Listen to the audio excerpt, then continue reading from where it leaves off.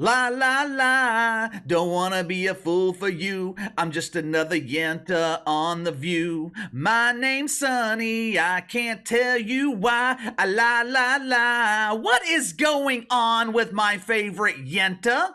Where's all this anger and bitterness coming from?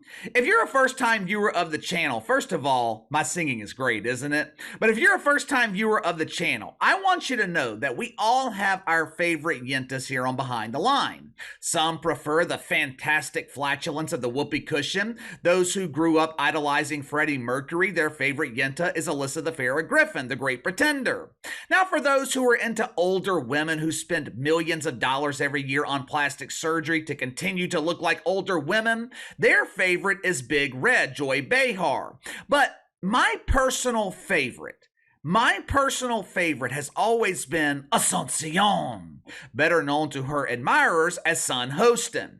I don't understand this recent bitterness that we are seeing from Sunny Hostin. I'm starting to get concerned here. She is supposed to be the radiant yenta. Sun is supposed to be the only light in a room clouded with toxic mouth farts.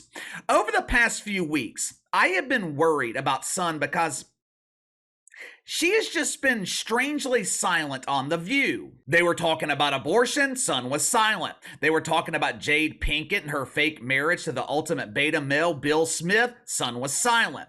The whoopee cushion was talking about her favorite enema, her secret weapon to unleashing her rectal toxicity, Sun was silent. But all of a sudden, Sun has come back to life. She has been asked by producers to play one of the classic roles in woke theater. Now, we have seen many shitfucks perfect this role over the years. Hell, some of them even made a career of it, at least temporarily. Jemele Hill, Mina Kimes, Maria Taylor, Simone Biles, the gymnast from the Olympics. This role, it has been given to many beautiful women, and Jemele Hill.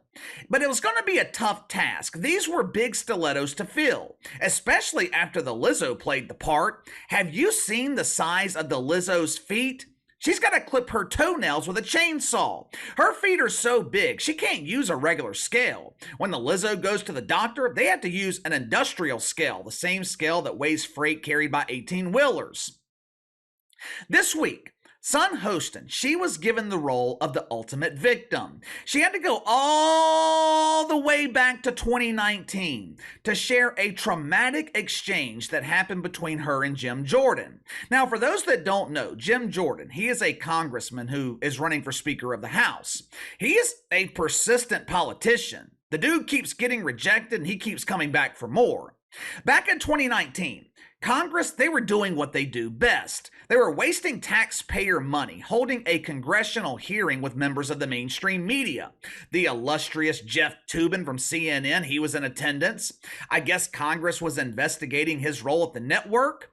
Jeff, what exactly do you do at CNN? Well, Jim, my primary focus is lubing my tubin on Zoom meetings while watching live performances of the dancing queen Jackie Mahomes giving sexy lap dances at Club Shay Shay. For some reason, Sunny Hostin was involved with this congressional hearing. I believe she was called in by the Democrats. Those woke Democrats, they are very, very concerned about our environment.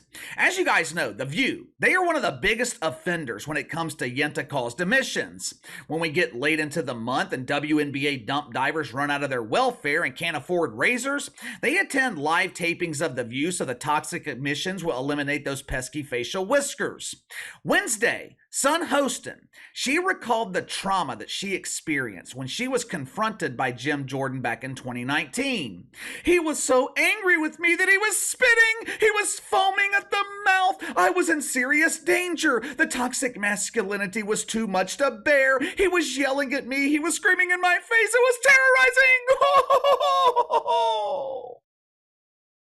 Watch for yourself. I've had my own personal interaction with Jim Jordan where he terrorized me. Really? When I was testified in front of Congress. Oh, he yeah. was like spitting. He was yelling at me so much that he started spitting. And I think when you have someone like Nancy Pelosi said, who supported an insurrection, who voted not to certify the election, who would then be second in command to the presidency. Rachel Maddow said that yesterday, and I think we gasped. Well, I thought Sun Hostin was a pretend lawyer. Wasn't it just last week when Sun Hostin was looking at the conflict in Israel from a legal perspective? She was the only person on the planet looking at it from a legal perspective, but that's what she said. I thought lawyers were supposed to have a firm understanding of the law. Sun Hostin claimed this dangerous man would be second in command to the presidency. Correct me if I'm wrong, and I could be wrong here. Wouldn't the vice president be second in command if something happened to John Biden? I know everyone looks at Cam Harris as the pretend vice president, but wouldn't she assume the presidency if John Biden failed to wake up from his afternoon nap? You heard Sun Hostin claim that Jim Jordan terrorized her. She claimed that Jim Jordan was so angry, he was so out of control, that he was spitting as he spoke. Now, to be honest, I was kind of confused by this complaint, this accusation. Sun Hostin, she should be used to the spittle by now. Every day, she is sitting next to women who are knocking on heaven's door. Half of these yentas are proud members of AARP. Joy Behar is notorious for being unable to control the toxic streams flowing from her facial orifice. But there was just one problem with these claims made by Sun Hostin, just one tiny little problem. I guess Sun has forgotten that we are living in the digital age where everything is recorded, especially congressional hearings. I mean, the bums, they no longer have the privacy to drop their fresh produce on the sidewalks because there are cameras everywhere. Now they got to dig a hole in someone's front yard to give them free fertilizer. Since Sun Hostin likes to look at things from a legal perspective, since Sun Hostin likes to pretend to be a lawyer, I'll explain the problem she's having here in terms that she can understand. At minimum, this would be called conjecture, but a more appropriate description would be perjury. Sun Hostin is full of shit. This so-called exchange, this so-called traumatic experience that she had with Jim Jordan, it never happened. Mythbusters, they did some digging. They found a 12-minute clip from this congressional hearing from 2019. Now, I'm not going to share it here with you because it's just too long to play, but I watched the full clip this morning. Not only did this exchange between Sun and Jim never happen, he never even spoke to her. He didn't even acknowledge the presence of Sun Hostin. Throughout the hearing, Sun Hostin, she was only asked 2 questions, and they were both asked by some dude named Hank Johnson. In other words, this traumatic experience that was described by Sun Hostin on The View, it was a figment of her imagination. It was a fairy tale, no different from the fairy tales that we hear every night from the wicked weave of the woke Joy Reid. No different from the fairy tales in Jamel Hill's memoir of mythical racism that sold a cool 5,000 copies in 12 months. Jamel Hill calls that a bestseller. The rest of us call it huge embarrassing failure. But this is why fewer and fewer people are watching The View. Every single one of those women on that panel, every one of them knew that Sun Hostin was lying. You even heard Big Red start to question her about it. But they allowed Sun Hostin to push a blatant lie on national television. Now, even though our beauties failed to call out the bullshit from Sun Hostin, there was at least one of them that was willing to call out Ilhan Omar. Now, I put Ilhan Omar in the same class with Keith Olbermann and Joy Reid, promoters of evil.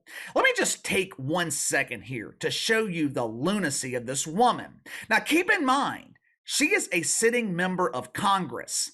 I don't know how. I don't understand how she keeps getting elected. I guess her constituents are uneducated shitbirds. But earlier this week, she was a guest on Al Jazeera. You know, Al Jazeera, they are similar to our mainstream media here in America. They promote lies and propaganda. They just do it in the Middle East. But listen to what she says. After extensive research and investigation, Ilhan Omar, she has discovered the biggest threat to America. Watch for yourself. I would say our country should be more fearful of white men across our country because they are actually causing most of the deaths within this country. Guess who Ilhan Omar is married to? Just take a wild guess. His name is Tim Minette, and he identifies as the white man. Look at this happy couple. Just imagine their dinner conversations. Hey, Omar, how was your day today, honey? Oh, it was wonderful, you devil. I was planning your demise. Throughout this conflict in Israel, Ilhan Omar and that other doofus and her squad, they have been supportive of the Palestinians. When they're asked to condemn Hamas, they remain silent. Earlier this week, that other doofus, I think her name is Rashid Tlaib, who cares? It doesn't matter what her name is. She held a rally in Washington, D.C., where she accused Israel of attacking a hospital. Now, of course, it was pretty much proven that Israel was not responsible for that attack. Countless reports are claiming that it was actually Hamas. But after the rally, guess where all the protesters went? They stormed the Capitol building. Where is all the outrage? When this happened on January 6, 2021, it was called an insurrection. But when it happens in the middle of October and the people are waving Palestinian flags instead of American flags in the Capitol building, it's called a peaceful protest. There was one panelist on The View who was willing to call out Ilhan Omar, Alyssa Farah Griffin. Watch it for yourself. Shame on Congresswomen Rashida Tlaib and Ilhan Omar, because they played a role in the fact that this agreement with the Arab nations he was going to meet with fell apart.